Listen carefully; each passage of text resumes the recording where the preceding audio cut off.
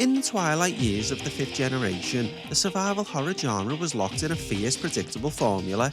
If you wanted to survive, you managed ink ribbons, wrestled with tank controls, and shot zombies in tight, claustrophobic corridors. But in August of 1999, Squaresoft decided to shatter that mold completely. They took the cinematic, high-concept narrative of a 1995 Japanese sci-fi horror novel, spliced it with the deep role-playing mechanics of their own Final Fantasy lineage, and poured it directly into the cold, fixed camera aesthetic of Resident Evil. The result was Parasite Eve II, a bizarre and brilliant and deeply experimental hybrid beast that refused to be neatly organised. The story drags us out of the dense urban sprawl of New York and throws us back into the combat boots of Aya Brea, no longer just an NYPD cop caught in a tragic anomaly. Aya is now a full-blown operative for Myst, the mitochondrial investigation and suppression team. She is a hunter, immune to the very energy that melts civilians into grotesque cellular nightmares, because her own body is evolving faster than the horrors she tracks. From the sleek high-rise tension of the Akropolis Tower to the suffocating sun-baked isolation of a desert town called Dryfield, the game constantly shifts the ground beneath your feet. Parasite Eve II is an identity crisis caught in a beautiful pre-rendered frame. It forces real-time gunplay to coexist with turn-based resource management, demanding that you pause to cycle through magical bioorganic parasite energy in the middle of a frantic firefight. It is a game that gives you a massive arsenal but chokes your ammunition, making your starting pistol feel like a pathetic tickle machine against armoured late-game monsters. It is clunky, it is atmospheric, and when pushed to its absolute limit, it is a masterclass in tension. This isn't just a sequel, it is one of the most daring, mechanically fascinating artefacts of its entire era, a definitive piece of PlayStation history that proves horror didn't always have to play by the rules.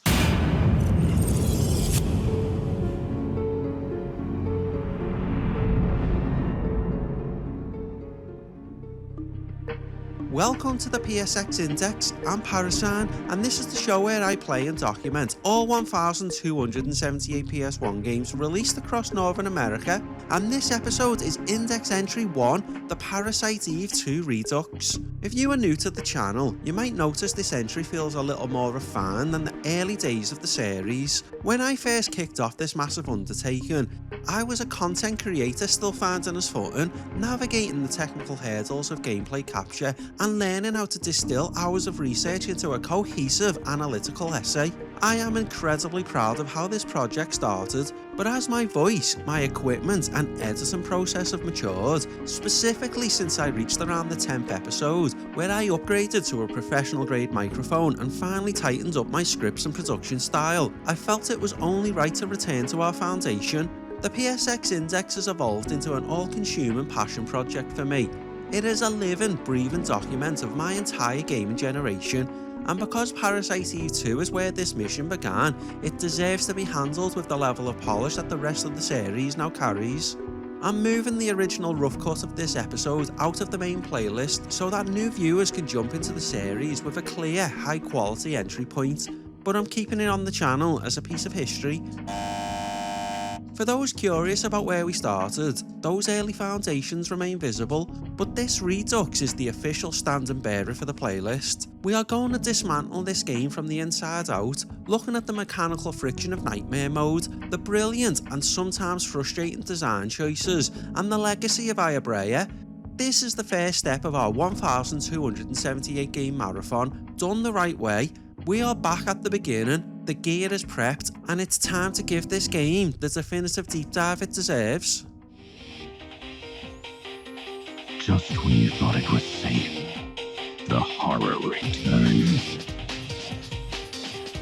Escaping the past means fighting for the future.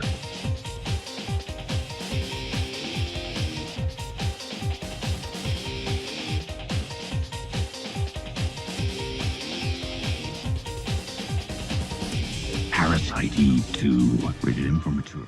To understand why Parasite Eve II remains such an outlier, you have to look at the collision of the philosophies that created it. By 1999, Squaresoft had already established itself as a titan of the role-playing genre, defined by grand narratives and turn-based complexity.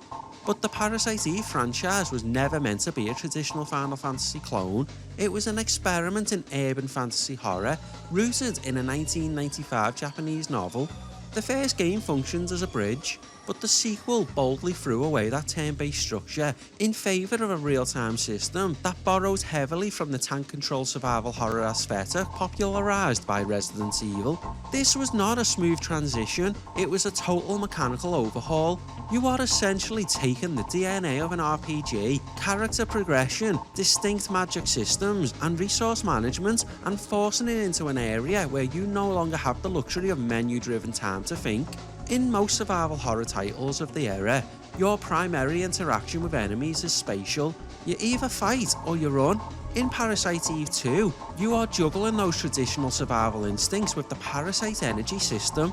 This mechanic adds a layer of depth that frankly most of its peers lacked. You aren't just managing health and ammo, you are managing a literal pool of internal energy that allows you to heal through metabolism or launch offensive supernatural attacks like pyrokinesis. The tension arises from this constant push and pull between the game's two halves. When you are standing in a fixed camera hallway, staring down at a creature that could kill you in one hit, the game demands the reflexes of an action hero, but the preparation of a strategist. It creates a rhythm that feels entirely unique on the PlayStation 1 library. For a generation of games that often play it safe, Parasite Eve II was willing to be messy, experimental, and occasionally frustrating to see if the formula would hold. It's that exact friction, where the RPG systems try to exert control over the chaotic, claustrophobic reality of survival horror, that gives the game its distinct, haunting identity.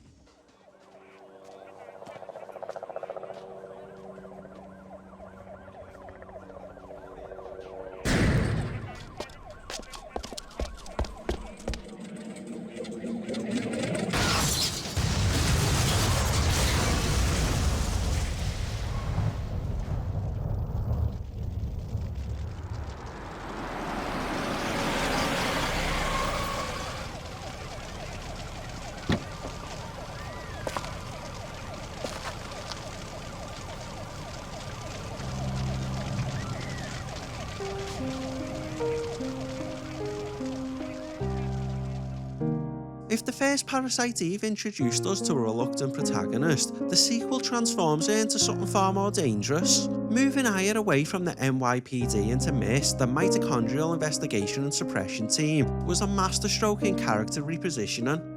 She isn't just a bystander or a police officer caught in a crossfire anymore. She is an operative, a hunter trained to seek out and eradicate the very biological anomalies that threaten humanity. This shift in role fundamentally changes how we perceive her throughout the game.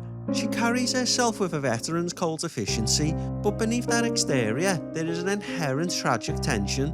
She is immune to the mitochondrial energy that turns others into monsters, a biological anomaly herself, which makes her crusade against the creatures feel deeply personal and existentially lonely. Watching Aya's journey isn't just about watching a hero beat back an invasion, it's about witnessing her grapple with her own identity. Her bonds with the child Eve serves as the narrative's emotional anchor, providing a quiet contrast to the grotesque, high-octane horror happening in the environments around her. As players, we aren't just controlling an avatar, we are guiding a character who knows exactly what she's capable of, even if the game's nightmare difficulty setting forces us to constantly question those capabilities. The writing, while sometimes leaning into the tropes of the era, succeeds because it maintains this intimacy. We see her through the lens of her duty, her past, and the horrifying potential of her own DNA. It's this character-driven core that prevents Parasite Eve II from ever feeling like just another generic shooter. Aya provides the emotional grounding that keeps the weird, experimental systems of the game from feeling too detached or cold. She gives us a reason to fight through the frustration of the tank controls and the brutality of the boss encounters, turning a technical challenge into a genuine, compelling story.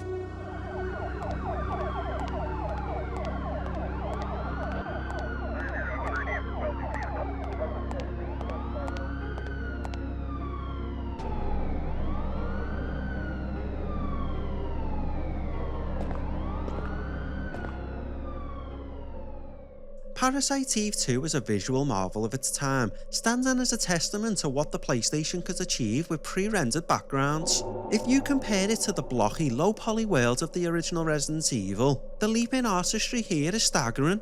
Every room, from the neon-soaked lobbies of the Akropolis to the dusty, heat-hazed interiors of the motel in Dryfield, it is packed with fine detail that makes the world feel lived in and grounded.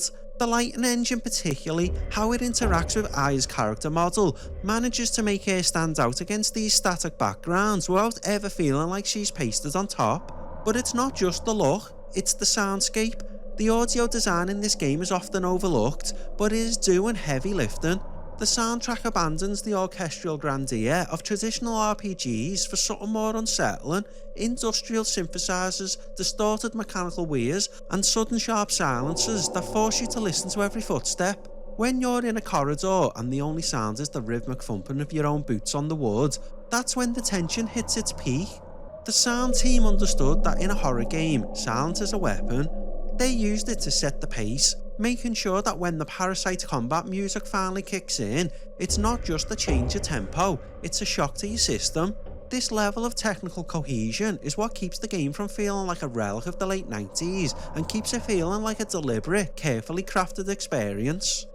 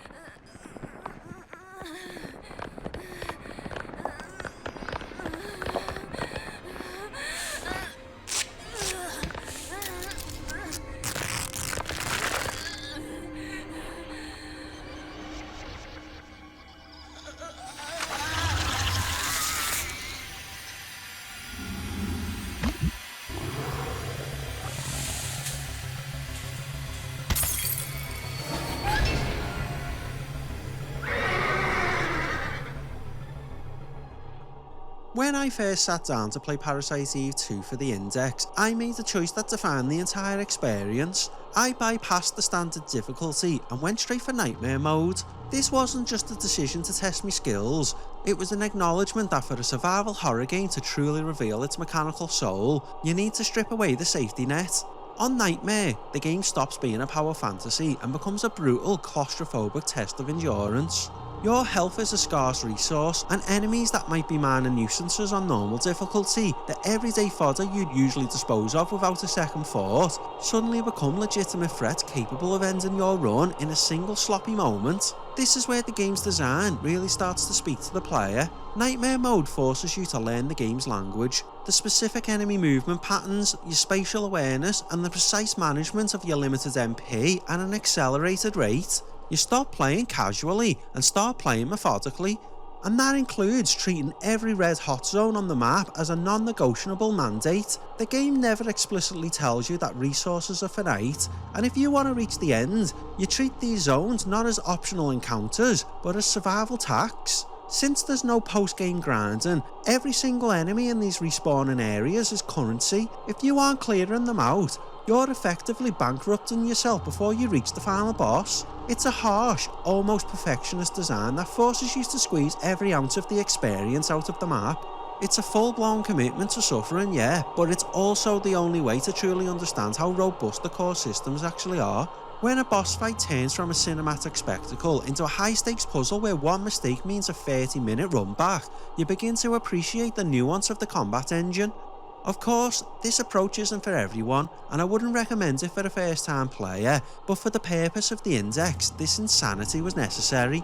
It highlights the flaws, the moments where the fixed camera angle clashes with the movement speed, or where the target and lock-on feels slightly too sluggish, but it also highlights the brilliance. It proved that despite the dated controls, there is a deep tactical rhythm to Parasite Eve II. It transformed the experience from a passive walkthrough into an active, high-retention struggle for survival. By pushing the game to its breaking point, we learned exactly how it was built, where it holds together under pressure, and why it remains such a unique, challenging cornerstone of the PlayStation 1 library.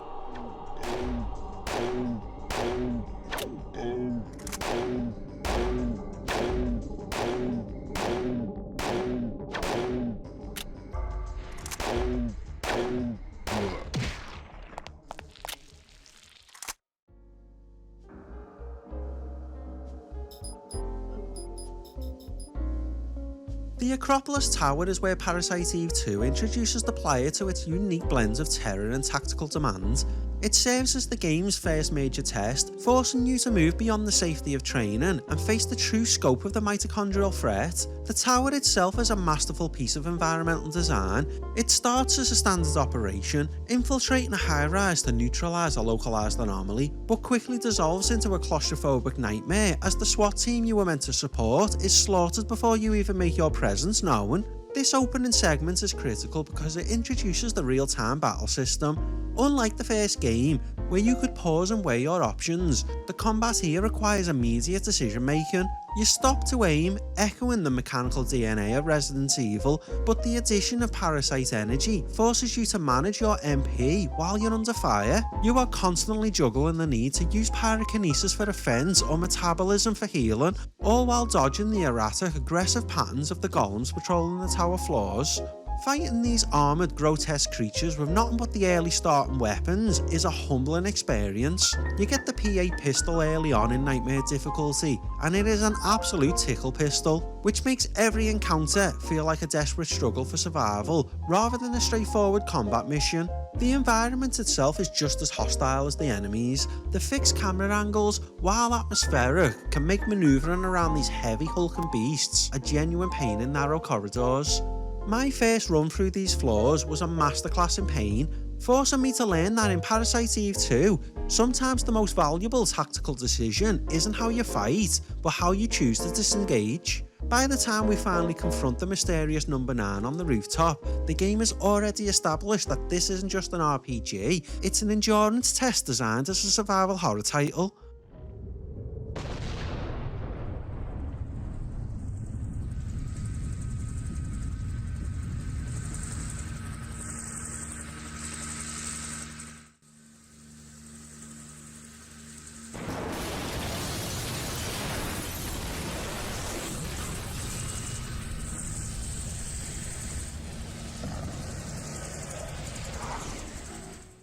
If the Akropolis Tower acts as the game's baptism by fire, Dryfield is where the true haunting atmosphere of Parasite Eve II takes hold. Leaving the high-tech urban environment behind for the dusty, sun-scorched isolation of the abandoned desert town felt like a complete tonal shift. It's a classic survival horror trope, the desperate town setup, but Parasite Eve II executes it with a specific kind of dread. The silence of the street, the creak of the motel signs, and the pervasive sense that something is watching from the shadows make it one of the most memorable locations in the entire game. We search every inch of this town, eventually finding Mr. Douglason's workshop. He isn't just a shopkeeper, he's a lifeline. In a game where the supplies are constantly dwindling and the challenge is brutal, his workshop becomes the place where you breathe a sigh of relief, almost like coming across the Resident Evil 4 merchants before they ever existed. Got some rare things on sale, stranger. He provides the items, weapon upgrades, and information that makes survival on Nightmare mode even remotely possible, yet the atmosphere is constantly broken by the threat of danger. Getting to room number 6, I remember vividly the tension of being hunted by stinging enemies right near the save point. It's here, in these quiet, dusty moments, that the game effectively uses silence to ramp up the anxiety. You aren't just fighting monsters, you're navigating a space that feels abandoned by time, where the only thing left is a lingering biological terror. Dryfield isn't just a place on the map, it's an emotional checkpoint that grounds the game's wild sci-fi premise in a gritty, grounded reality, making the eventual discovery of characters like Kyle Madigan feel like a crucial yet deeply unsettling narrative turn.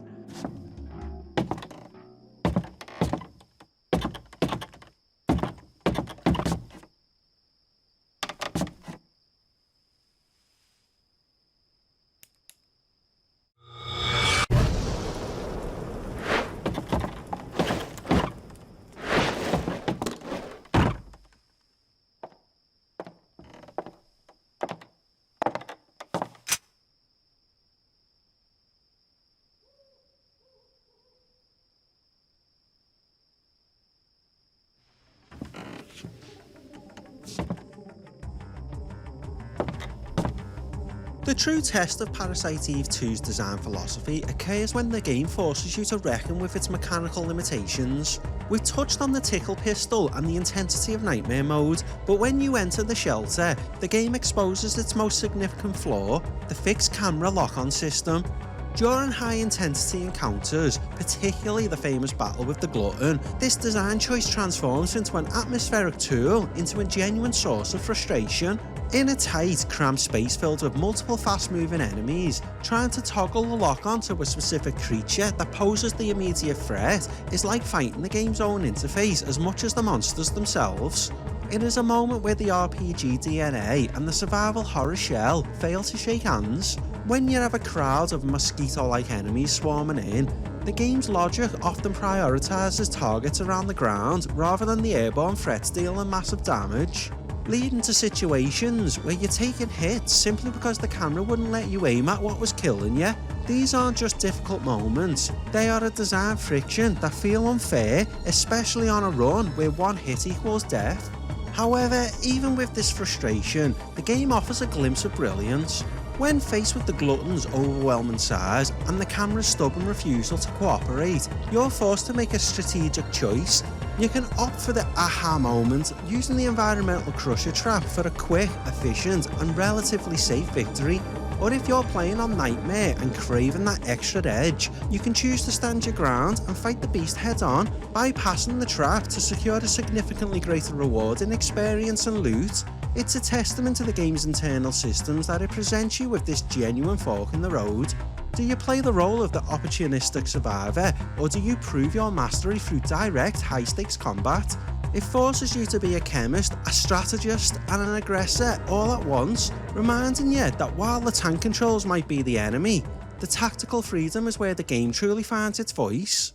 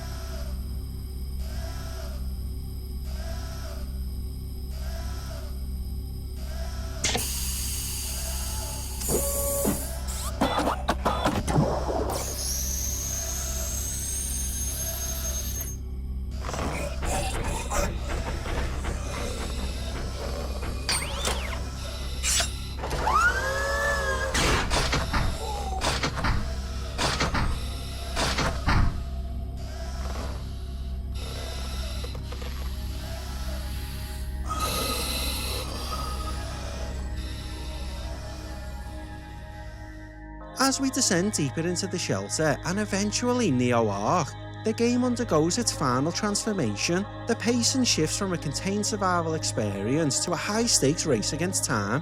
The Ark itself is one of the most polished locations in the game, specifically because it strips away your ability to easily replenish resources. The scarcity here is international. It's a design choice meant to push your attention to the absolute limit. You're no longer exploring, you're executing a final plan to stop the release of the neo-mitochondrial creatures and uncover the truth behind Eve.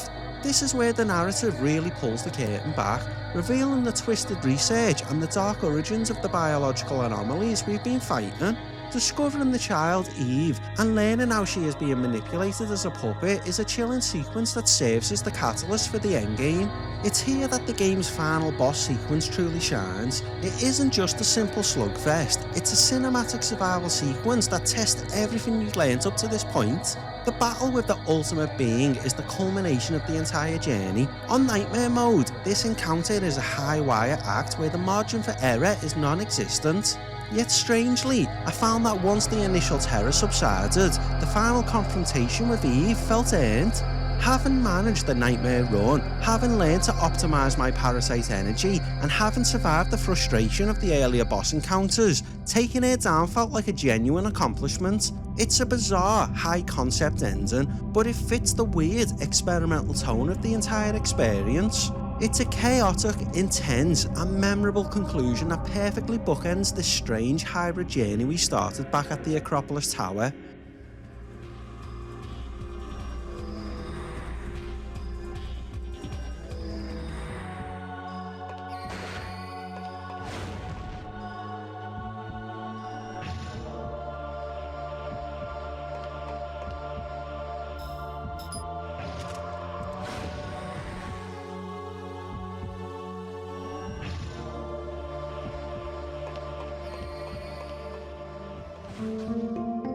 While we are deep in the trenches of gameplay, it's worth stepping back to acknowledge where the game sat in the history of the industry.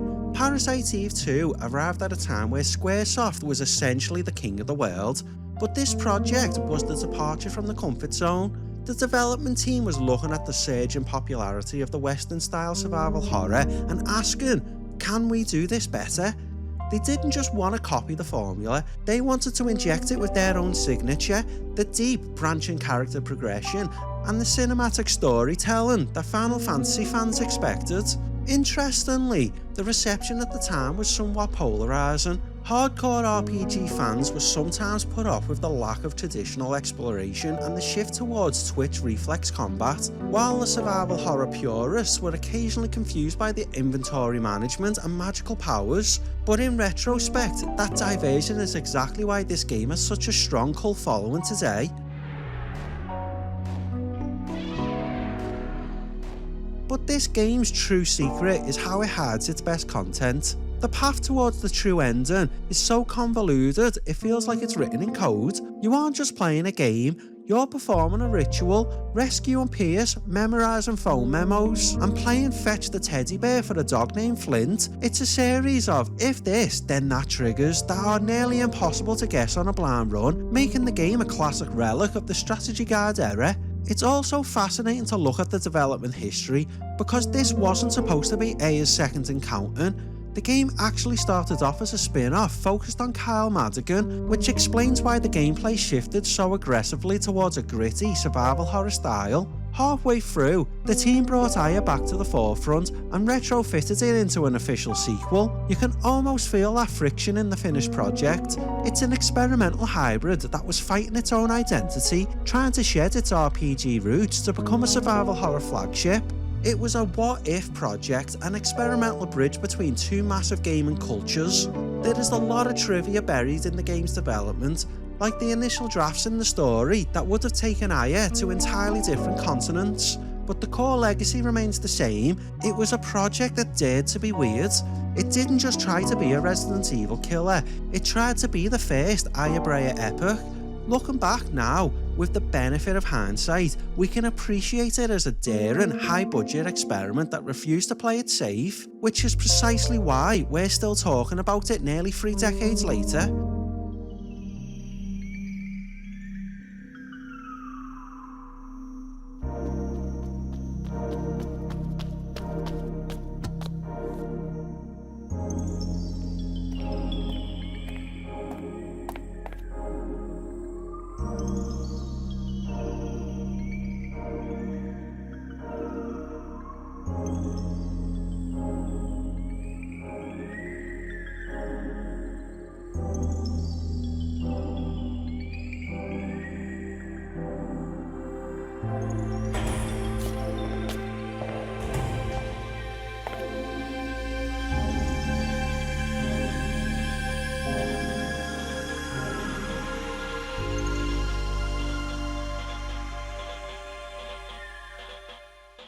So what's the verdict for Parasite Eve II?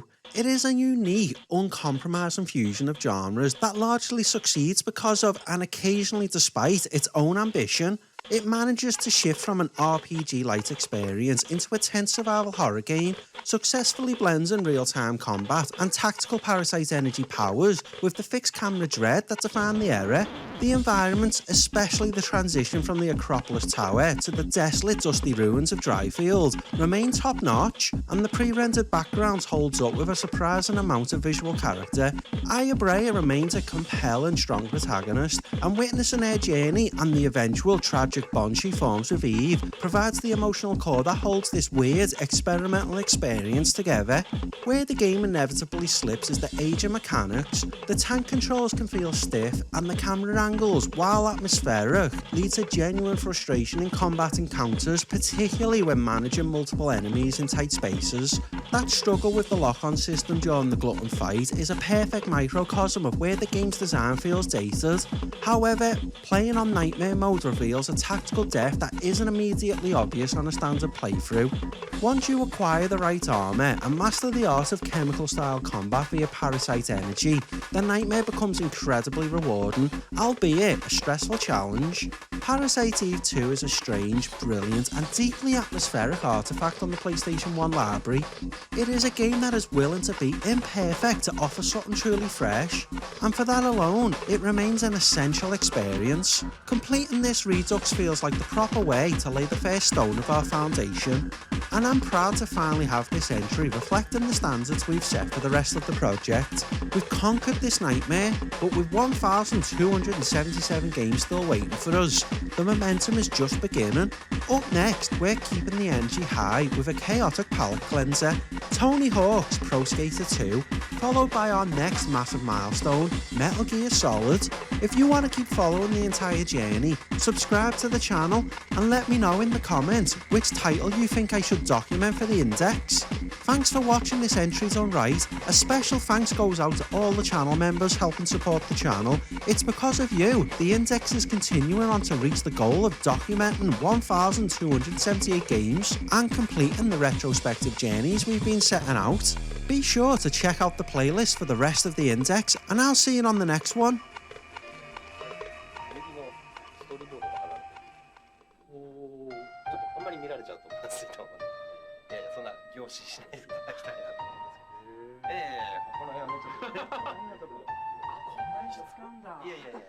これはちょっと新しいから。